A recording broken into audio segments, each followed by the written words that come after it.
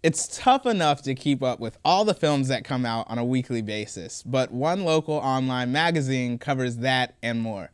The Rogers Review is dedicated to entertainment, news, and media events surrounding the Washington, D.C., and Baltimore areas. It covers the latest in movies, music, theater, concerts, and more. There's one man driving it all. Editor-in-chief and entertainment reporter Dean Rogers is here with us in the studio.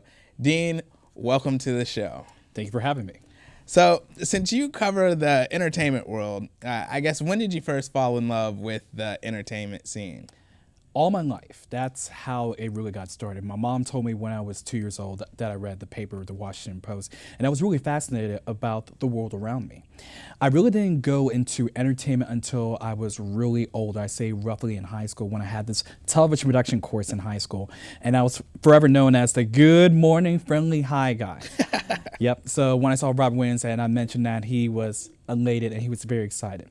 So I decided to start writing, and what I did is when I went to space camp during my senior year in high school, I wrote the entire week I was there in space camp, and I decided, well, the writing's good, let me have someone critique it, and I sent it to space camp, and a few months later they said it was one of the best written articles they have ever seen in 18 years.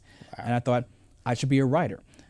And I thought, what type of writing should I do? So I went to college, Bowie State University, joined the TV production program, and that's when I really started to do entertainment reporting. And one of my very first assignments, I remember early on, I covered the Get School Tour from the Game Show Network, which I've interviewed Todd Newton, the host of Wham! The All New Pressure Luck. I interviewed him, and he was nice and friendly, and we took pictures and hemmed up for the camera afterwards, and that's when I knew I wanted to become an entertainment reporter.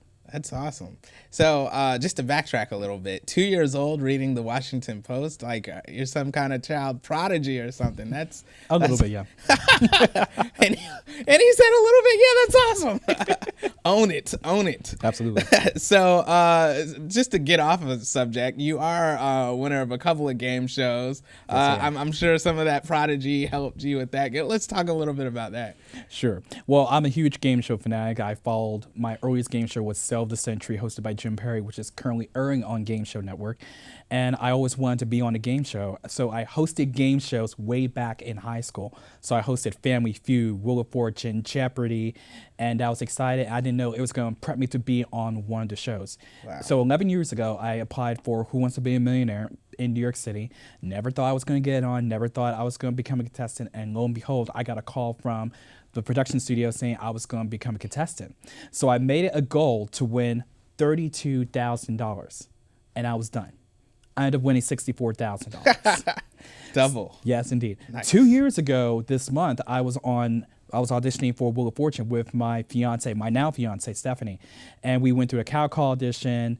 And the first time we didn't get selected, but I wanted to give up. I decided, book festival, I was ready, let's go.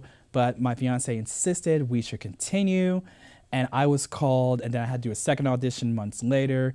Then I got the call to become a contestant. And then October of 2013, we flew out to Los Angeles, to Culver City, and I was on the show. Wow, that's awesome. Man, so you're not kidding. It's in your blood. You love this stuff. I love this stuff, yeah, absolutely. That's cool. So like out of all the things that you cover, which category is your favorite? Always movies. Since I have a love-hate relationship with movies, and I always find movies fascinating because they tell a story, whether it's good or bad or happy or sad. It entertains you. It keeps you motivated. It makes you want to see if there's the next sequel, or if you see that famous actor in a movie that you want to follow that actor's career, and that's what I love about movies.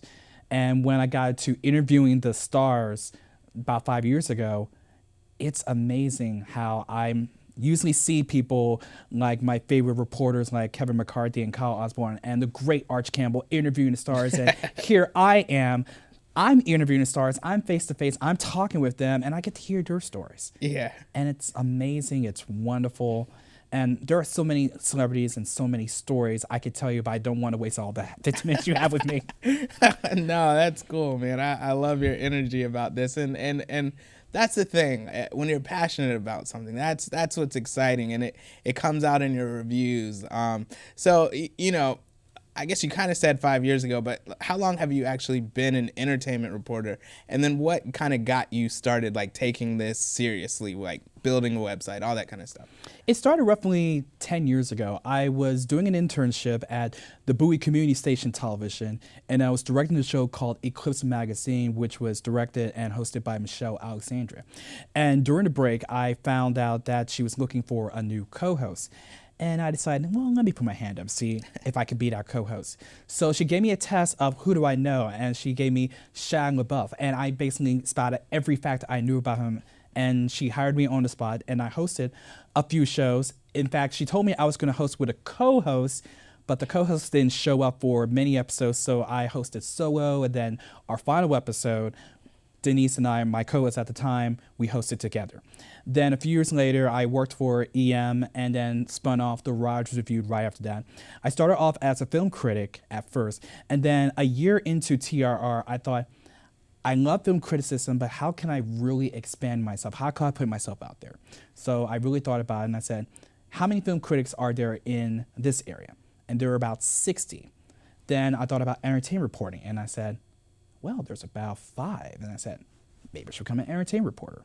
So I started with a theater production of Fiddler on the Roof, and then I decided to really go on a leap of faith with Lilith Fair, the last Lilith Fair of 2010. I thought I had films, I had one theater production, they're not going to accept me. Got a call from them that said, would you like to come out and do Lilith Fair? And I said, hot dog, yes I am.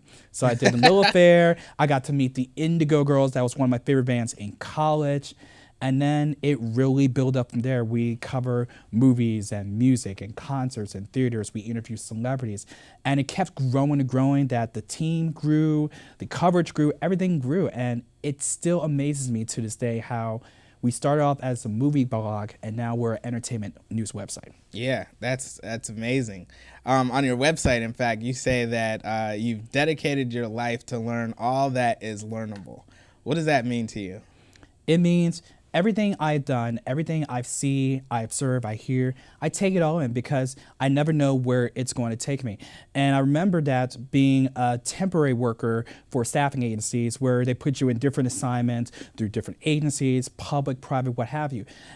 You want to take into fact wherever you are stationed, you want to learn about the company. You want to learn what are the good things, what are the bad things, what makes it tick, what makes it grow, and experience that and see what can you take away from that, even if it's a one-day assignment or a 5-month assignment.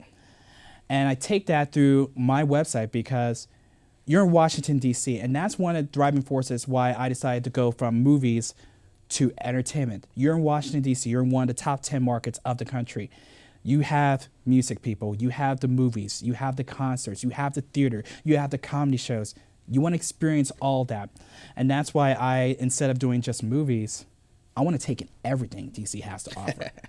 Yeah. Because you never know where it's going to lead you or where it's going to take you. And it took me to places I never even thought of, people I never thought I would interview, and experiences like being interviewed for the show right now. Yeah, award-winning television, isn't that right, Craig? Absolutely. All right, so I think this is awesome. You have a team of about 12 people that you work with that are on your site. How do you keep? How did you assemble your team? As you said, that's the funniest thing. When I decided to become a team, I thought I had to go through the normal channels of finding people, but the people actually found me.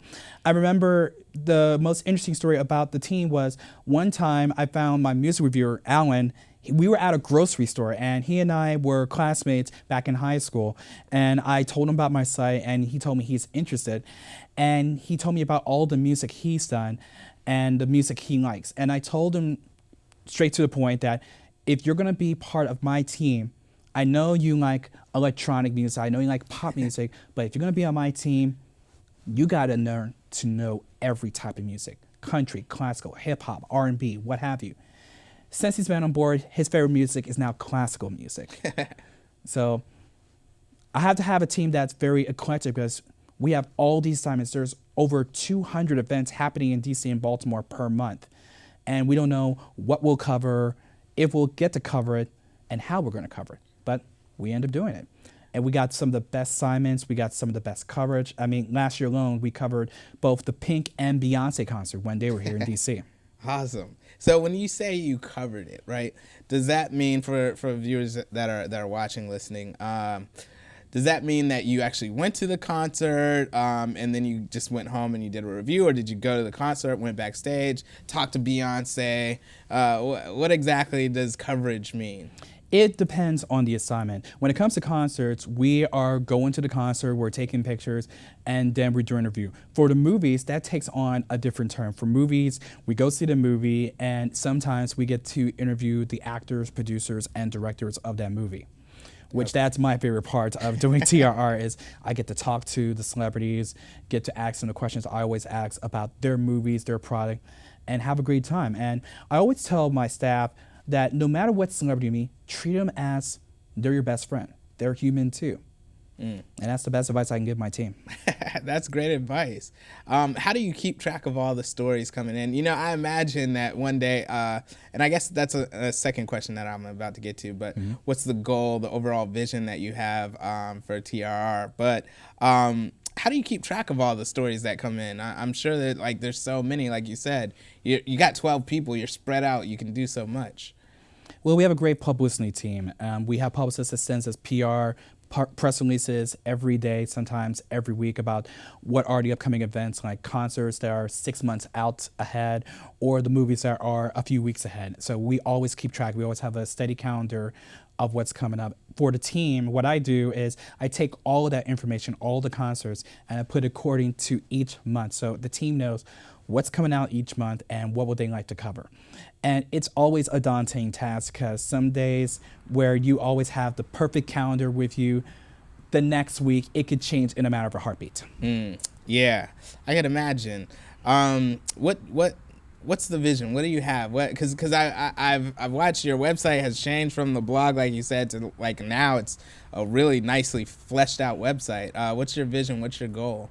My ultimate goal is to make it into a weekly or daily TV series that we are DC's #1 entertainment source, that we can tell you what's happening at concerts, we can tell you what's happening when it comes to movies, we can bring you the celebrities closer to your homes.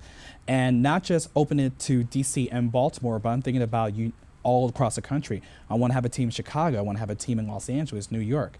In other words, there is not one corner in the United States that TRR hasn't touched, and that's the ultimate goal. I love this. I feel like you're the type of guy, you probably have a 5-year plan. You know what you're going to do, and it's just a matter of checking off the list. Exactly. And we've been around for 5 years, so we have a new 5-year goal coming up starting this year. Awesome. All right, so last question for any of the young wannabe entertainment reporters out there. What's the advice that you would give them coming up in the entertainment world? I would tell them, never give up. There'll be people down the road that'll tell you you can't write. There'll be people telling you that you're not good enough. You want to take that fuel, that negativity fuel, and make it positive. You want to keep writing. And I remember when I told my family I wanted to act or I wanted to be a writer, most of them think it was a waste of time. But it was my mother, my late mother, who told me I should keep going. And I kept going. And she saw something in me that I didn't see in me back then. And when I kept going, I kept writing and kept pushing myself, and I see the rewards. I see hundreds of celebrities I've interviewed. I see a website that has grown in 5 years. I have seen a team that's grown in 5 years. I have seen opportunities I have never imagined. In fact, just a couple weeks ago, I was invited to my college to speak to the students about what I've done. Wow. And it was really inspiring because I never thought in my wildest dreams that I went to school, graduated school, and then had to come back to school to talk to a new generation of entertainment reporters. And for that, I feel lucky that I kept going and I kept following my dream and I never gave up. Dude, I've been inspired with this conversation. Seriously, I'm not kidding. All right, so if people want to reach out to you or read your reviews, how can they do that? How can they get in contact? Well, they can reach me through the website, therogersreview.com. We're on Facebook. We're also on Twitter. Or they can email me directly, therogersreview@gmail.com. Awesome. Dean, very inspirational. Thanks for coming on the show. Thank you. All right, we'll take a quick break and we'll be back with the wrap up.